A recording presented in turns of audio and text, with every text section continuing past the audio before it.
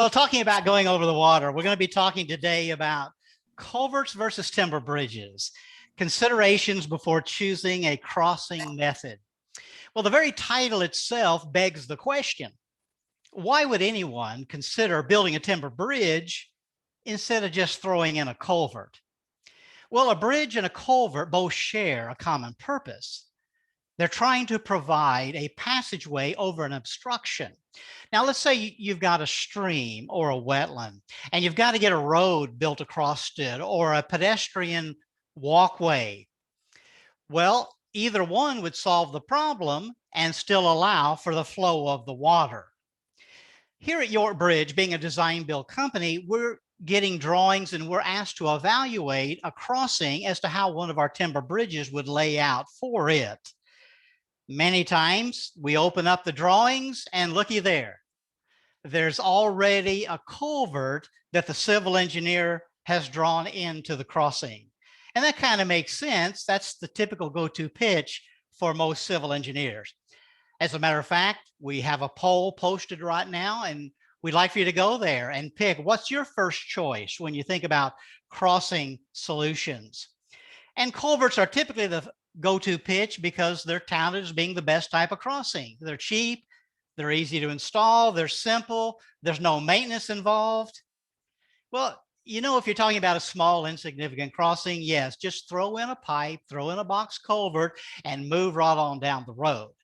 But if you're talking about a sensitive wetland or stream crossing, a larger one perhaps, and now you're having to look at a bottomless arched culvert, well, you just might want to give a timber bridge some consideration. Why, you might ask? Would you want to consider a timber bridge? Well, let me suggest to you today 5 different considerations in choosing a crossing method. First of all, think about it from the standpoint of the environmental impacts.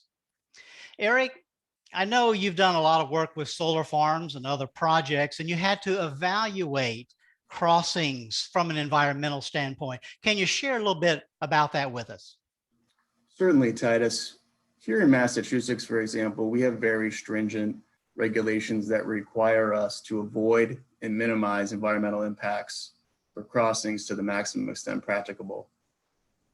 As a professional engineer myself, I've utilized an array of box culverts, whether concrete or aluminum, and I've seen those get built, and inevitably, depending on whether it's a new or a replacement crossing, it can be quite remarkable to see how much excavation is actually required to put in a box culvert to get the footings in, whether it's a closed bottom or an open bottom structure. And inevitably, those box culverts are going to have temporary or in many cases permanent impacts that, as we find by reducing impacts, we generally can reduce permitting time and cost. My particular experience with timber bridges, we haven't had a need for cofferdams or flow bypass. There's been no need for footing excavations or dewatering, and there's been minimal temporary or permanent resource area impacts, which has been very, very important in getting these projects successfully completed in a timely and cost-effective manner. You know, when you think about the environment, everybody's about protecting the environment today, and we here at York Bridge are as well. And Eric was talking a little bit about the impact of the crossing itself, and I want to come back to that in just a second, but there's another angle to consider this from, and that is the environmental impact of the production of the materials itself. When you think about the plants where steel and concrete are made, the carbon emissions that come from them, there's a massive carbon footprint that comes from the production of those materials. Now you compare that to a timber bridge coming from wood, growing from trees, it's just a lot less from that particular standpoint. Trees are a sustainable, renewable, green-friendly product. They're natural, they're organic, with a very, very small carbon footprint. And then the other angle that Eric was addressing, and that has to do with the minimal impact of the timber piling compared to the installation of a culvert. Many times with a culvert, there's a lot of impact to that environment. You may have to do dewatering. You may have to build the cofferdam and divert the water. And you can see the large equipment that's down in the crossing for the bridge. So there's a lot of impact that typically goes into a culvert installation. With a York timber bridge, you really don't have that going on. You've just got the driving of the timber piling as impacts, which is very, very minimal footprint. And then for a longer crossing, our deck level construction method is a very environmentally friendly way to build. You're watching now a time-lapse video of us building a 130-foot long 2-lane vehicular bridge in Marietta, Georgia. This is for an office complex, the Addison Chastain building, but notice how the equipment we're working with to build the bridge is sitting on the deck of the bridge itself. We're known for our deck level construction. And notice down in the actual wetland and stream, there is no impacts and there were no equipment. And so it's very, very environmentally friendly. So the next time you're thinking about choosing a crossing method, you may want to think about it from an environmental standpoint. Well, a second consideration is permitting. When you're choosing a crossing method, permitting is a very important part of that. Eric, I believe your firm helps clients with permitting. Can you address that a little bit for us today? Yes, Titus, we do a lot of permitting as well as our design work for new crossings, and many times we're trying to get permits as quickly as we can for our clients. Time is money these days, and we generally try to find options that are going to get through the permitting process smoothly. And for replacement crossings, box culverts can make a lot of sense. For new crossings, however, where there's going to be resource area impacts, potentially, there's typically replication or mitigation that's required. Designing replication areas, takes additional time as well, and additional permitting. There are certain limitations too on some of the box culverts. Again, here in Massachusetts, we have certain performance standards for our stream crossings that we have to meet in terms of spanning 1.2 times the bank full width, required openness ratios. And we find that in order to meet those performance criteria, we have to thoroughly evaluate different options of what might be practicable to be able to meet that. What we find with timber bridges is that we generally have simplified permitting because we're typically reducing, or in many cases, eliminating any temporary or permanent impacts. The bridges can be designed with adjustable span lengths. That also reduces the permanent impacts by being able to completely span our resource area. And the deck level construction that Titus previously mentioned also helps to reduce the temporary impact, because all we're really essentially doing many times is just driving the timber pilings into place, which is very minimal for disruption. And when you compare that to generating deep excavations for footings on box culverts, the flow bypass, dewatering, a lot of that tends to be very scrutinized by regulators. And we've found in our experience that timber bridges are much easier to permit here in New England. Eric, we certainly like to hear that. We love that simplified permitting. So bottom line, really, a permit for a timber bridge is normally much easier and quicker to obtain than permitting for a culvert. And it goes really back to what we were talking about a moment ago, the environmental impact, as Eric was sharing with you, in that the Army Corps of Engineers really doesn't consider our driven timber piling supports as impact to a crossing, and normally will allow those bridges to be built under the nationwide permit. You're seeing an aerial view of our Inspired Living Bridge. This is in Alpharetta, Georgia. And by the way, you're going to see us reference this bridge several times today. Right now in our chat, if you'd like to learn more about this particular bridge and the entire project, there's a link where you can view one of our case studies about this bridge. We ended up building a 2-lane vehicular bridge through this floodplain, but the original design of the civil engineers, they were looking at multiple culverts. And you can see in the red area the massive impact that was going to have to the crossing. As a matter of fact, it was going to raise the flood elevation 13 feet. They were never going to get a permit to be able to utilize that design. We ended up coming up with a 3-span design with 2 small piling vents in the crossing, and it made the crossing work. And it was able to be permitted very simply and very quickly. The next picture coming up is our Breakwater Beach Bridge. Interesting story behind this bridge. This bridge was 30 years in the making. Capano Management had purchased this land at Bethany Beach, Delaware, along the coast, very valuable land. They built a residential subdivision. They tried to permit this section of land, which the Army Corps of Engineers considered a wetland, and they continually were denied. But they wanted to build a road so that they might be able to access and build some homes in that area. The rest of the subdivision was built out, and they kept trying and trying in all different ways, many different people. And they finally came across a wetland consultant named Jim McCulley. Jim McCulley knew us, and he went to the Army Corps with our deck level construction method, the driven timber piling from the deck, minimal impact, and they immediately permitted the bridge. And then the bridge was built a couple of years ago.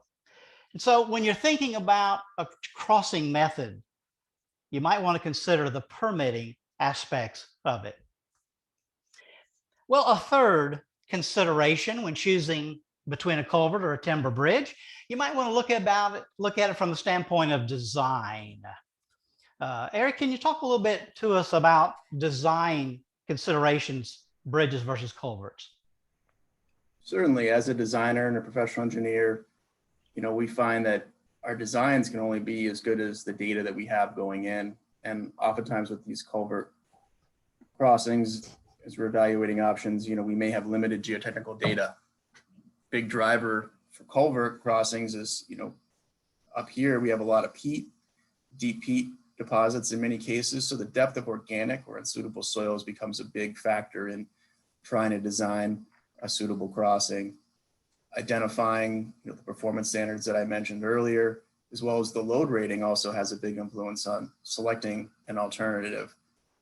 Generally trying to reduce risk and uncertainty, as a designer, and being ultimately responsible for putting a stamp on the plans. So what we find is, in selecting box culverts, not only are you trying to design your culvert, your wing walls, but you also have to inevitably design cofferdam flow bypass system as well to go with that.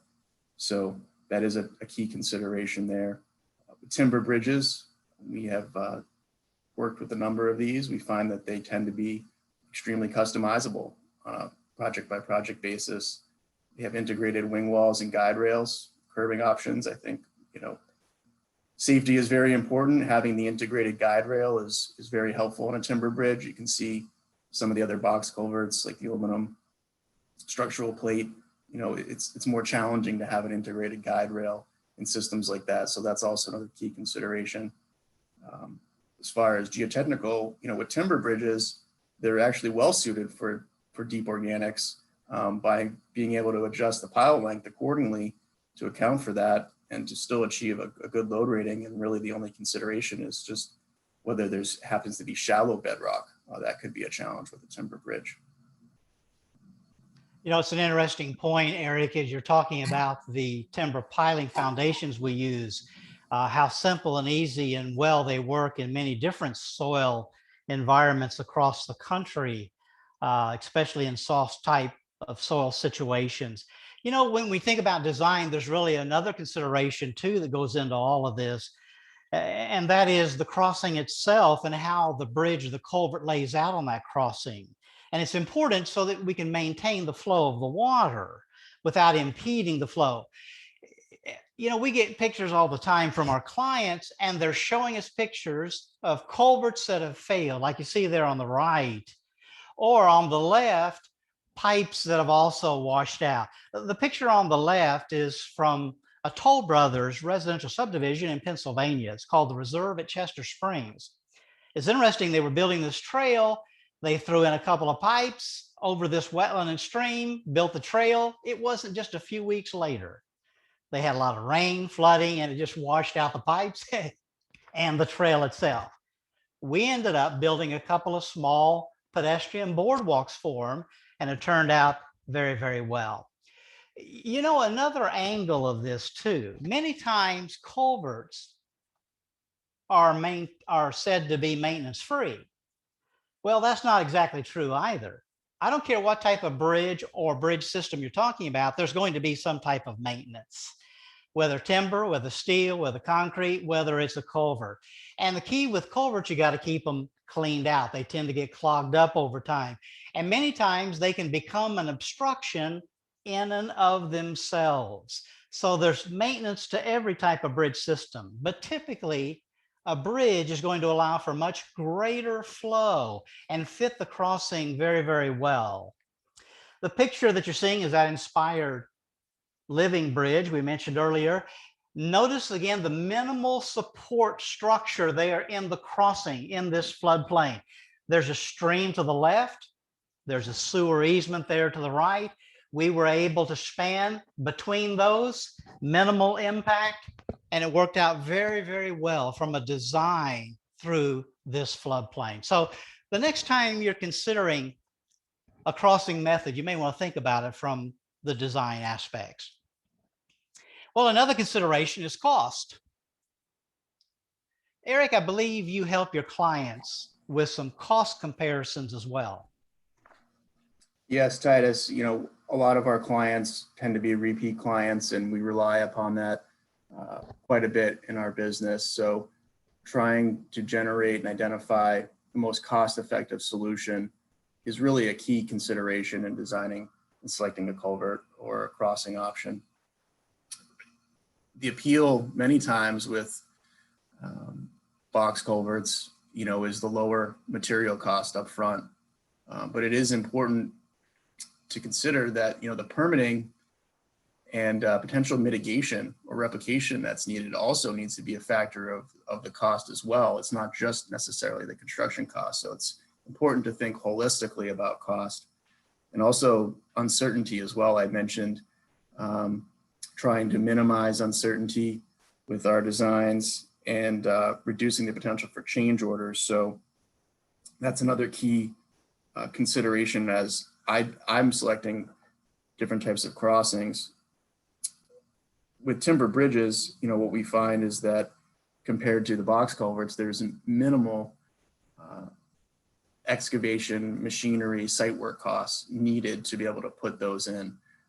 You also avoid having the cost of the cofferdams and the flow bypass as well. So that tends to make timber bridges much more cost effective in our experience, because generally it's just a single excavator or even a mini excavator that's used, and it's mostly labor driven, primarily carpenters that are putting together the whole bridge, and minimal site work that's needed. That's an interesting point. Most of the time people say, well, culverts are always going to be cheaper than a timber bridge. And many times they're just considering the cost of the culvert itself, the material. And Eric, it's interesting as you talked about how the labor costs can affect that quite dramatically in mitigation. Now, when you talk about mitigation, up in Massachusetts, is there a cost involved in mitigation, or does it just involve set aside land? So we're not able to basically make a simple payment. It's generally necessary to select a replication area. So now you're using uplands, and you're having to convert those in many cases to wetland, or you're controlling invasive species or restoring stream banks somewhere that may have eroded. It's generally necessary to do in-kind replication for any impacts that we have. So that's typically what we see here. So to the extent that we can avoid impacts in the first place, it really helps to simplify the permitting and the costs. We have an example of a project. This was for a renewable energy project, a ground-mounted solar project in Massachusetts. And there was an existing crossing actually in place. So there was remarkably just a 12-inch HDPE pipe that was conveying the flow from an intermittent stream under this historically filled crossing through a stream.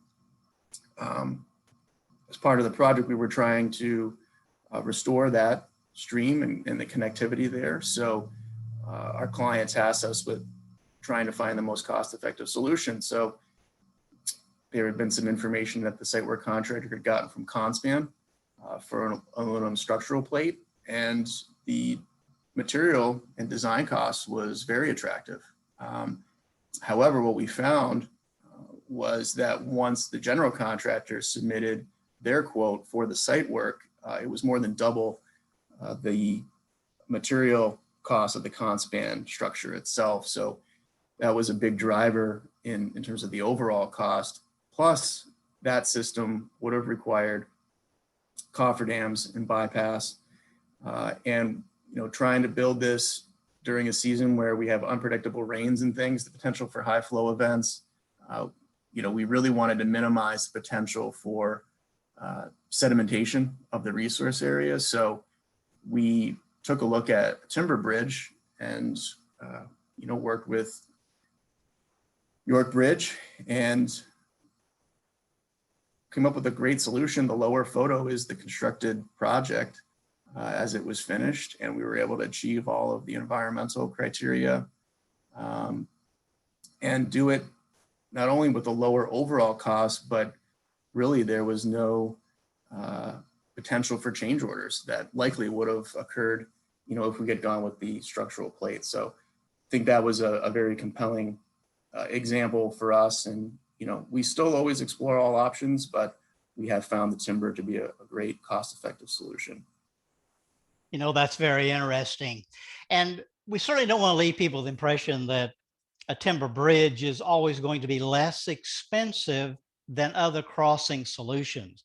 That's not always the case. There are many different type of elements that go into pricing a timber bridge. And there are times when a bridge or timber bridge may be more expensive than other type of crossing. So we're not saying that it's always less expensive, but we're saying that in many cases, we may be able to be a cost saving method.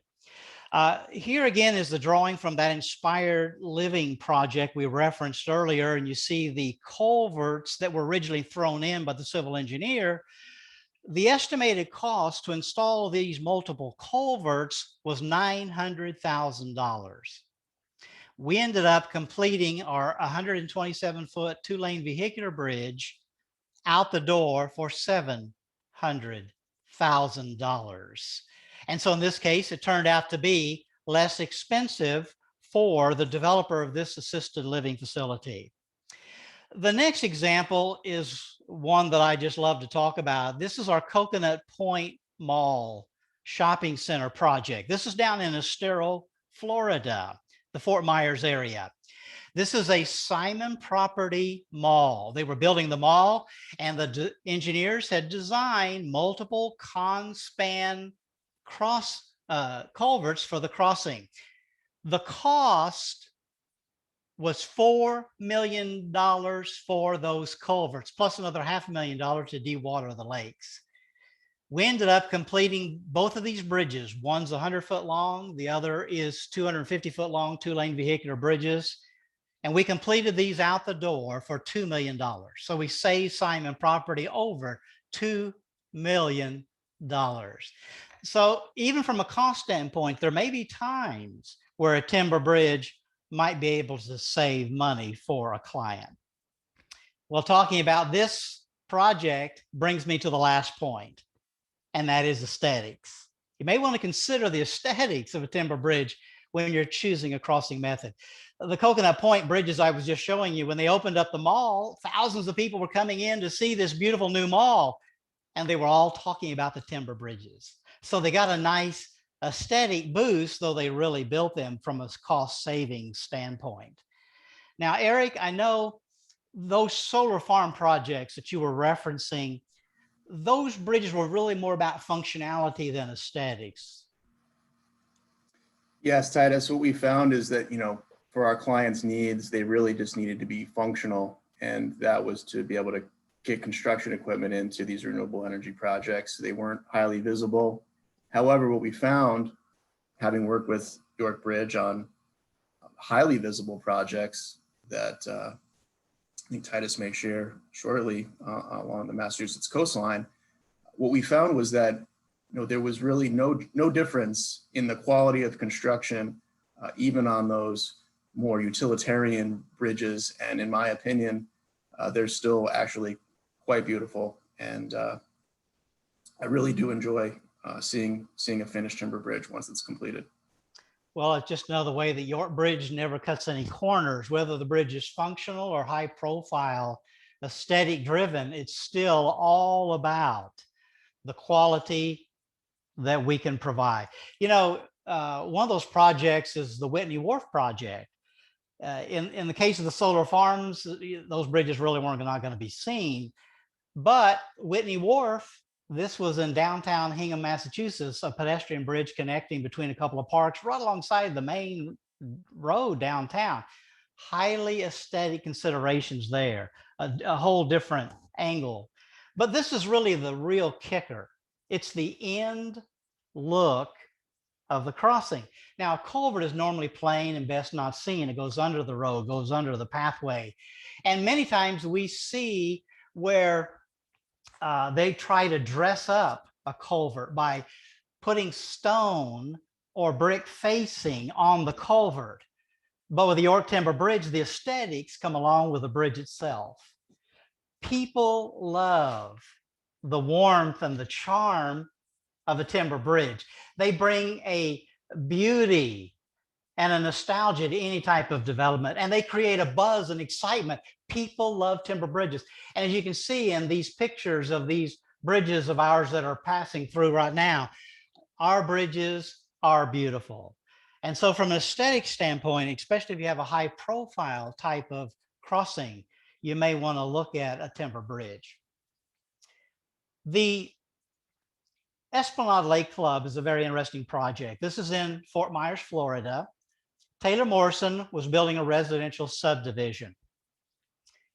We received some drawings from Waldrop Engineering, and we were asked to evaluate a crossing for one of our timber bridges. Opened the drawing up, and they already had an arched conspan culvert drawn in, but they were having problems making the culvert work from a lot of standpoints of design, cost, and a number of other issues. We ended up suggesting a multiple span design bridge. You can see in the picture coming up, in the center, we have a free span section that allowed for boat traffic. This bridge is crossing over a section that connects two lakes. It's a roadway that goes internally in the subdivision to an amenity center. And then we were able to add a couple of short spans to make the entire bridge length work. We worked with Waldrop Engineers, landscape architects on the design and the theme, and you can see in the color structure, the unique design and the handrail, that it fit the theme of the overall development. And what a gorgeous bridge. And it checked all the boxes. It came in at their budget. It solved the crossing problem. It allowed for boat traffic in the water passageway. And then what a beautiful amenity they ended up with in solving their crossing challenge. Well, those are 5 considerations in choosing a crossing method. In conclusion, I want to share with you the very first project that Eric and I worked on together. That's the World Inn Reservation. Now, this is in Hingham, Massachusetts, just south of Boston. World's Inn Reservation is a 250-acre Frederick Law homestead designed preserve. Originally, there was a culvert and a land bridge to access the property. And then later on the right, you see the timber bridge that we built. Eric, can you share a little bit about the crossing choices and how this worked out? Certainly, Titus. This project we refer to as the Dam D Meadows Salt Marsh Restoration Project. So in the photo on the left, just beyond that existing culvert crossing, there was a historic salt marsh there. And what we found was that due to the hydraulic restriction of that box culvert not allowing tidal flushing, The salinity on the opposite side of the crossing tended to be quite low. It had more freshwater input, and what happened was there was a prevalence of common reed or Phragmites that took over as an invasive species and pushed out the saltgrass. So the primary goal for this project was to open this up and restore the estuary by allowing more natural tidal flushing. And in the photo on the right, you can see how dramatically we were able to achieve that.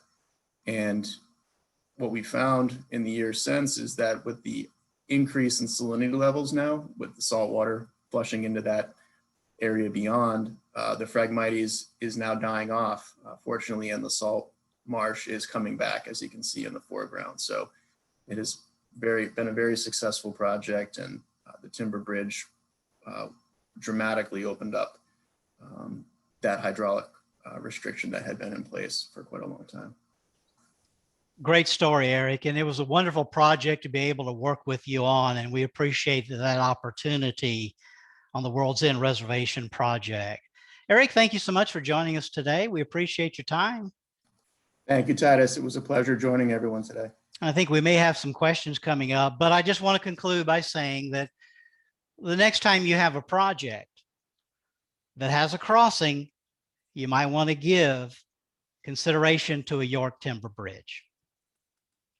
Thank you so much, Titus and Eric. That was so incredibly